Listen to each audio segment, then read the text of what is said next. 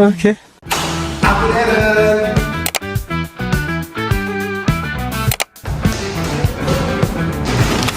Akun Rima.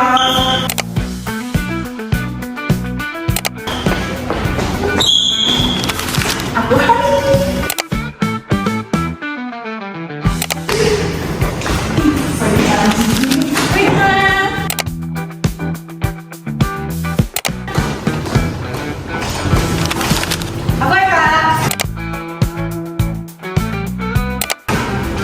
Hai, aku Andin.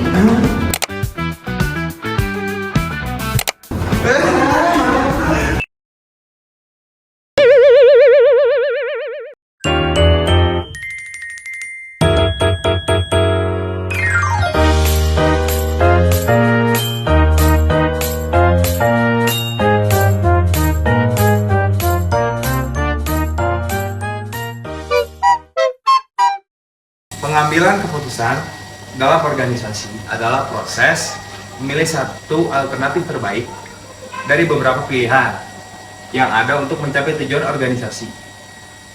Proses ini melibatkan pertimbangan rasional, data, serta kepentingan bersama. Oleh karena itu, pengambilan keputusan tidak dapat dilakukan secara sembarangan. Keputusan memiliki peran penting karena menentukan arah organisasi, mempengaruhi kinerja anggota, serta berdampak pada efektivitas dan efisiensi kerja. Selain itu, keputusan juga berpengaruh terhadap stabilitas dan kepercayaan anggota terhadap organisasi. Secara umum, keputusan dalam organisasi terbagi menjadi 3 jenis.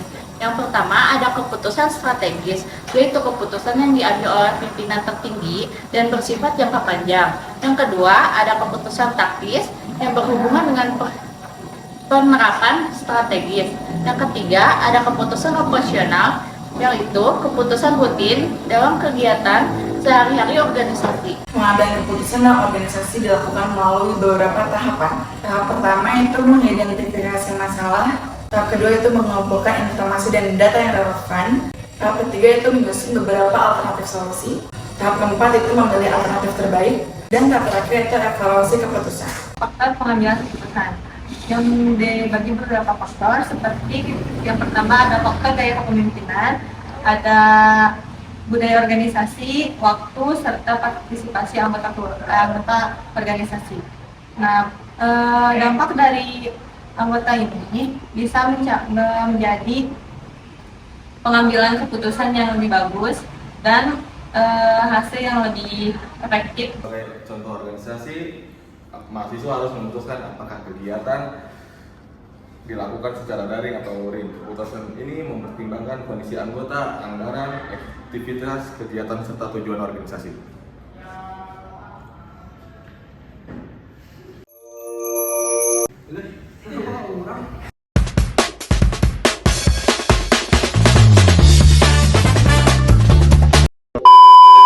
Buatlah keputusan secepat-cepatnya atau selambat-lambatnya. Jangan ada di tengah-tengah. Insight ini adalah insight yang membantuku untuk melepaskan berbagai macam beban pikiran dan juga membantuku untuk menghemat jutaan rupiah. Karena tadi, sebelum membuat keputusan, aku memikirkan sesuatu secepat-cepatnya atau selambat-lambatnya. Kenapa penting bagi kita untuk memikirkan tentang ini, tentang kecepatan kita dalam membuat suatu keputusan? Jawabannya itu adalah karena keputusan yang kita ambil itulah yang berpotensi untuk mengubah arah hidup kita selanjutnya. Kalau misalnya kita buat keputusan yang baik, hasilnya juga biasanya kemungkinan besar akan mengikuti. Kalau misalnya keputusan kita kurang baik, ya kemungkinan besar juga peluang bagi kita mendapatkan hasil yang kurang baik akan meningkat. Tentunya dalam membuat keputusan di dunia nyata itu harus dilihat per kasus, harus dilihat kayak situasinya seperti apa. Tapi secara umum ada beberapa aturan yang aku ikuti dan salah satu aturan itu adalah membuat keputusan secepat-cepatnya dan selambat-lambatnya. Ini artinya adalah aku harus menentukan di awal untuk hal ini, untuk kasus ini, untuk dilema ini, apakah bisa aku buat keputusan secepat-cepatnya?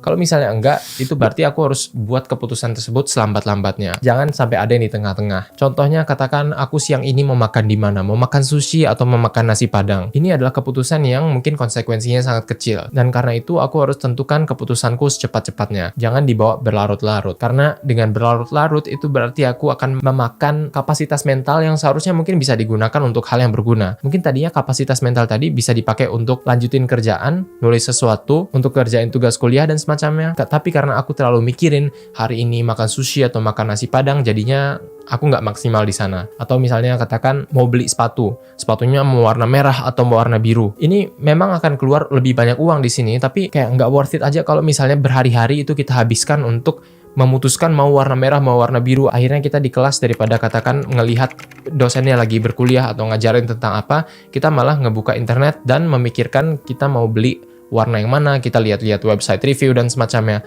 Padahal kita udah tahu, udah baca review yang sama berkali-kali, tapi kita terus aja baca dan membutuhkan waktu yang terlalu lama untuk membuat suatu keputusan yang sebenarnya hasilnya nanti nggak begitu konsekuensial alias nggak begitu berdampak. Atau kalaupun berdampak, dia nanti bisa kita tukar balik atau bisa nanti kita putar balik. Ini beda dengan keputusan-keputusan lain kayak misalnya mau kerja di mana, mau pindah di kota apa, mau membuat investasi pendidikan seperti apa. Ini adalah hal-hal atau keputusan yang cukup besar yang dimana di situ membutuhkan dedikasi atau juga pengetahuan sebaik-baiknya. Kita harus ngumpulin sebanyak-banyaknya data points dulu, baru kita bisa membuat keputusan di sana. Nah, untuk keputusan-keputusan kayak gini, kita harus coba untuk membuat keputusannya selambat-lambatnya. Katakan kita mau pindah tempat kerjaan, itu nggak mungkin bisa kalau misalnya kita cuma mikirin seminggu terus langsung out di minggu depannya.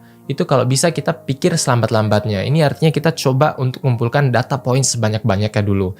Kita coba interview orang. Kita coba ngambil cuti sedikit mungkin untuk ngetes apakah emang benar-benar out dari tempat ini adalah sesuatu yang kita inginkan. Atau kalau misalnya katakan kita mau pilih jurusan sesuatu untuk perkuliahan atau jalan karir tertentu, mungkin kita bisa pertimbangkan untuk magang singkat dulu biar tahu sebenarnya nanti di lapangan itu kenyataannya seperti apa. Karena banyak dari kita yang berpikir, tapi tentunya kadang kita tuh berpikir tuh terlalu ideal, bentuk sesuatu yang berwarna-warni dan semacamnya, walaupun kenyataannya mungkin jauh berbeda. Jadi penting bagi kita untuk juga punya engagement nyata dengan melakukan sesuatu, mengumpulkan data points sebelum akhirnya nanti membuat keputusan. Kalau bisa, untuk keputusan-keputusan besar, delay selama-lamanya. Tapi pastinya nanti akan ada titik di mana kita menyadari bahwa kita harus buat keputusan segera. Biasanya untuk keputusan-keputusan besar di mana kita mendelay selambat-lambatnya, itu akan ada 3 hal yang membantu kita menentukan apakah ini udah saat yang tepat buat keputusan atau belum. Yang pertama itu adalah stop. Stop ini artinya adalah kita mengetahui atau kita menyadari bahwa kita nggak lagi mendapatkan informasi berguna yang bisa kita pakai untuk membuat keputusan. Mungkin kita udah ikut magang, kita udah coba baca buku, dengerin podcast, atau interview orang-orang yang ada di bidang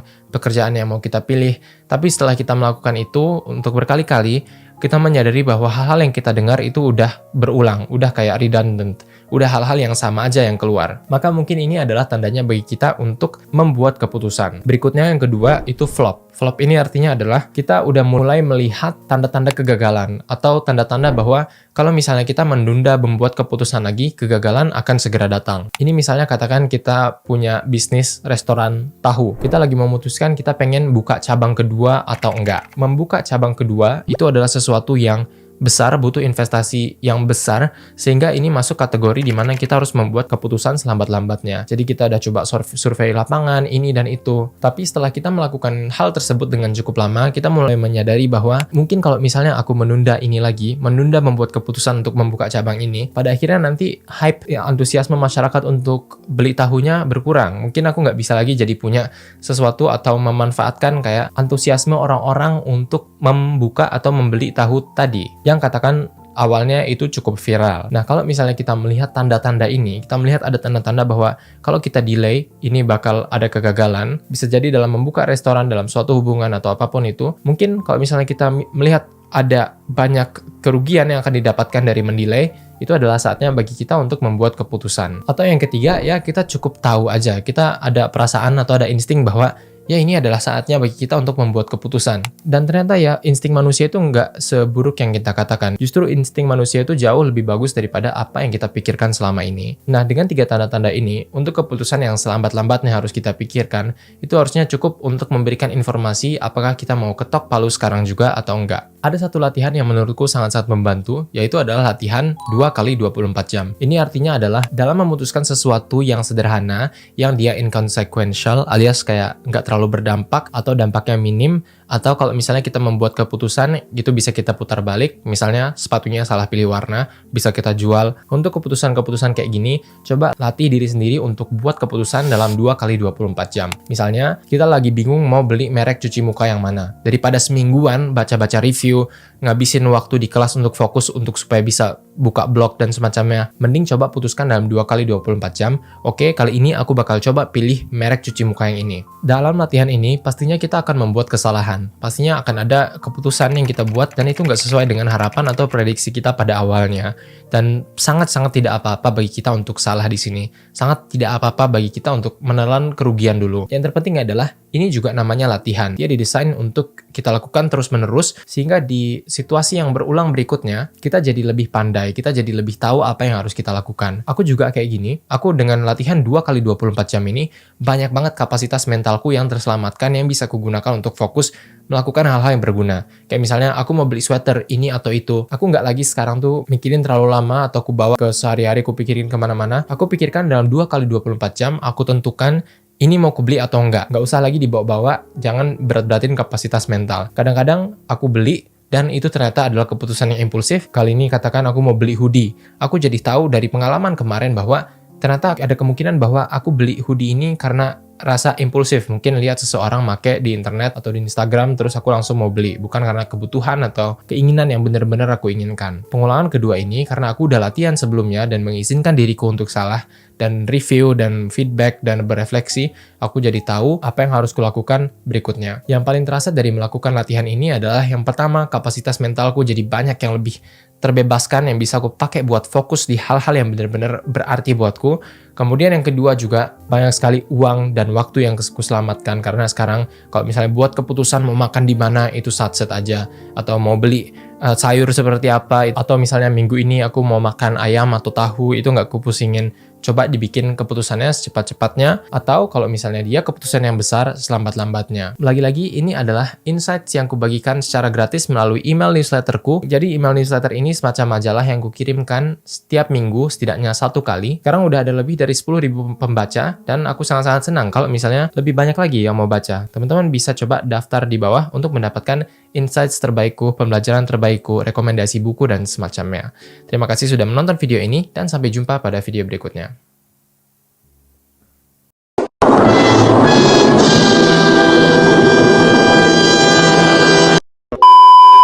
Ini mana kelihatan? Semua mana kelihatan? Mukanya. Jangan lupa kan gue mau ngerekam ini. Ada yang ngerekam yang lain juga. Gue kemarin juga 3 HP soalnya.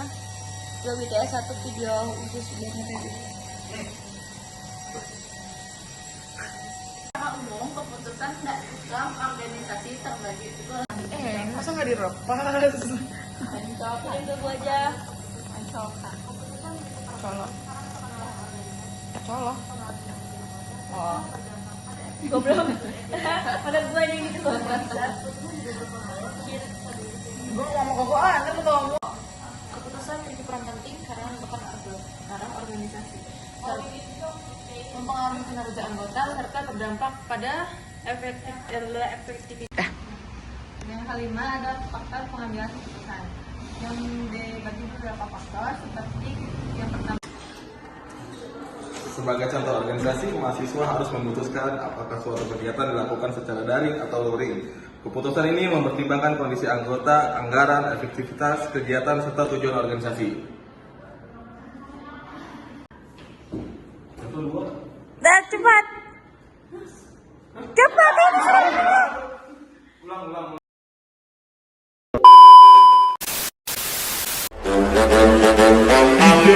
La couleur est notre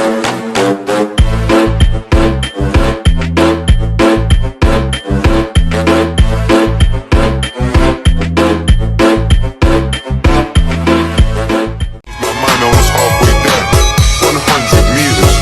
I just put 9 gal in a sprint. 100 meters, they won't fit in one SUV. SOS, somebody rescue me, I got too many. One is the loneliest number that you'll ever do. Two can be as bad as one. It's the loneliest number since the